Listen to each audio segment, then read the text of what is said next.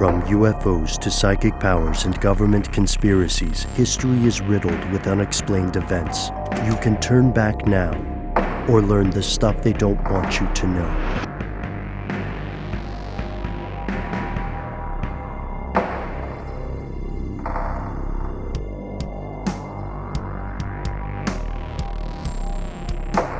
Welcome back to the show. My name is Matt. My name is Noel.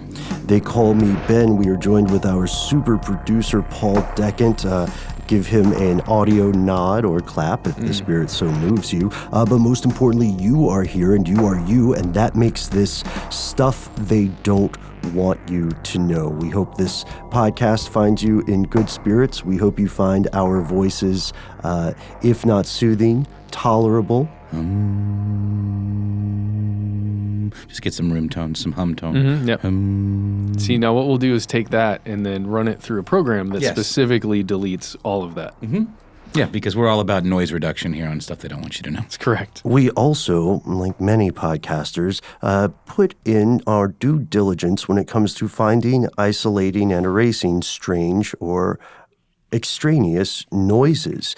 And this brings us to maybe an opening question for today's show. Have you ever heard a sound that bugs you? Now, we're not referencing something like misophonia, where certain noises push you into a blind rage, like snoring or the sounds of forks on ceramics. That's a big one for people.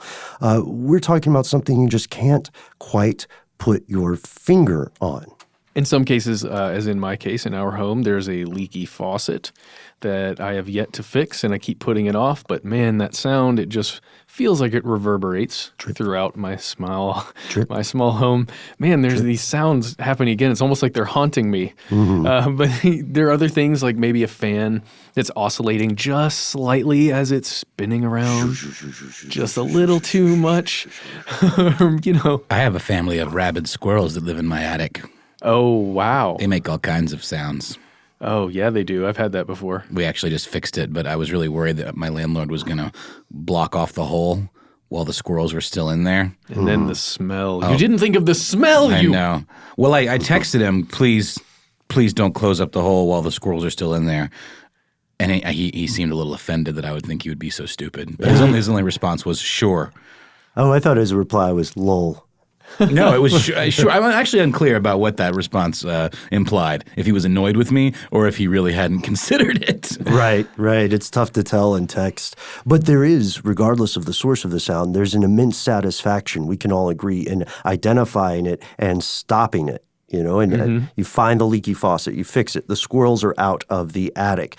But in some cases, that whine, that creak, that hum, or that odd bump every night at 3:37 a.m., regardless of what you do. In some cases, they can continue indefinitely, and for years, the entire city of Windsor, Ontario, has been haunted by an unidentified noise. Locals compare it to the sound of distant thunder, which actually sounds sort of romantic when you first think about it, or a subwoofer at a concert, which sounds torturous, or a fleet of diesel engines idling, and they call this the Windsor hum. So Windsor, Ontario is right across the river from Detroit, Michigan. It is the southernmost city in Canada and actually due south of Detroit.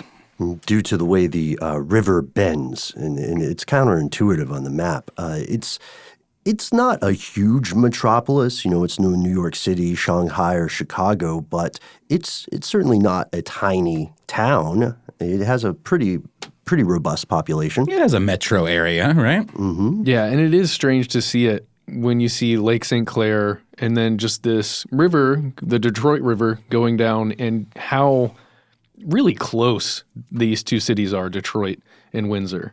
It's odd. Yes, it's odd, and they're so close that they cannot not affect each other. Correct. The total population of the Windsor metro area as of 2017 was around 344,747 people. Feels weird to say around and then give the exact number, but that probably has changed over time because we're in 2018 now.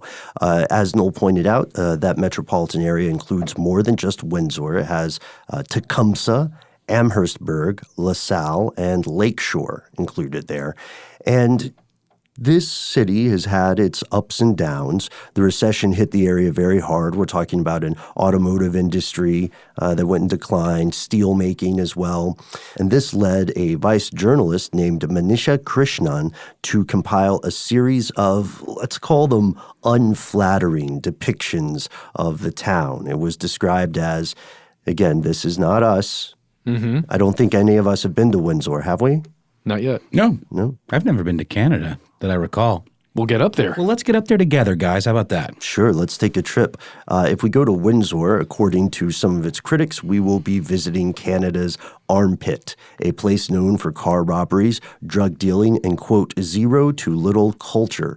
One person poetically noted, Windsor smells like desperate American youth mixed with dirty Canadian hosers. Who are these people talking such trash about Windsor? they're people from Windsor. Oh, okay, They're in okay. Windsor. One student at the University of Windsor said, the city may smell and the university may be shitty, but who gives a once you're drunk?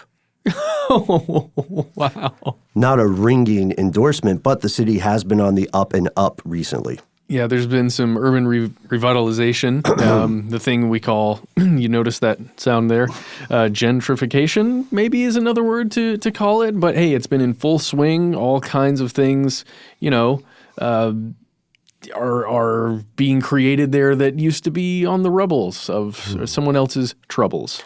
There we go. That was well done, Matt. Yeah, art galleries, right? And Windsor is also known for its pizza. Apparently, the secret is they cut the pepperoni into small bits. Really? Nice. Do you think it's sort of like the New York pizza dough and bagels because there's something weird going on in the water? Maybe. Quite possibly. I would love to check it out. Sure. Take some tests, some Take samples. some tests. Yes, for science. We can pitch it to our bosses if you live in the area. Write in and let them know that you'd love to see us on the road. Foreshadowing. It's also known for its strip clubs, and according to some more cynical locals, the best thing about it is that it's close to Detroit. Really, really close. Mm-hmm. Yeah. Atlanta is also known for its strip clubs. Just putting that out there because we have something in common. Oddly enough, Portland is known for that too. Is that right? Yeah, the last time I was there, the Uber driver told me he was listing facts about Portland, and one of the facts he listed, somewhat awkwardly, he said, I don't know if you're into this or what kind of trip you're on, but Portland has the highest per capita amount of strip clubs. And I was like, you mean in Oregon? And he said, oh, no, in the U.S. I have not verified that. No judgment. I'm not really a strip club aficionado. I just picture the strippers in Portland wearing all handmade clothes, Right.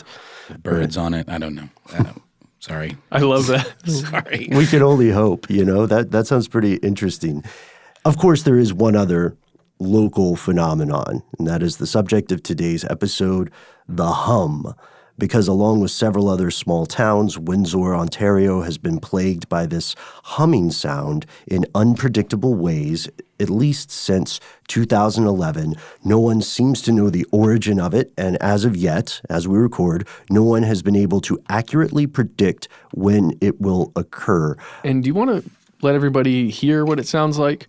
We're going to play a quick clip here, but if you don't have some pretty good headphones with frequency response that goes well into the deep registers, you may not be able to hear this.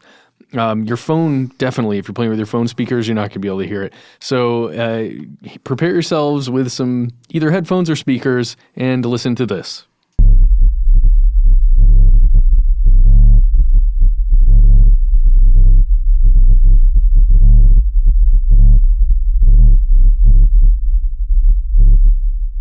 And that's it. And I totally get the whole sound of a subwoofer out in the distance, like there's a concert occurring somewhere that you can't see, but you can totally hear the bass. Mm-hmm. I get that with this place called Plaza Fiesta that's near my home. Which is great. That's my favorite place in Atlanta. It's one of the coolest places in Atlanta, but if they have an outdoor concert or something, you can totally hear the subwoofer like way, way far away. Yes, yeah, because that sound carries so powerfully. And we know that for many people listening, it may sound like you just sat through a couple of seconds of silence, But as my fellow co-hosts, both of whom are noted audio experts, can assure you, we really did play a clip that had a sound in it, right? Yeah, it was real. I mean, Paul was supposed to stick it in post. If he did his job right, then we did play a clip. We didn't make it happen manually, though. Ooh, we got the shrug. Yeah, he did it. He He's did like, it right. I'll think about doing it. You know, he's the only person on our show who gets introduced with a last name.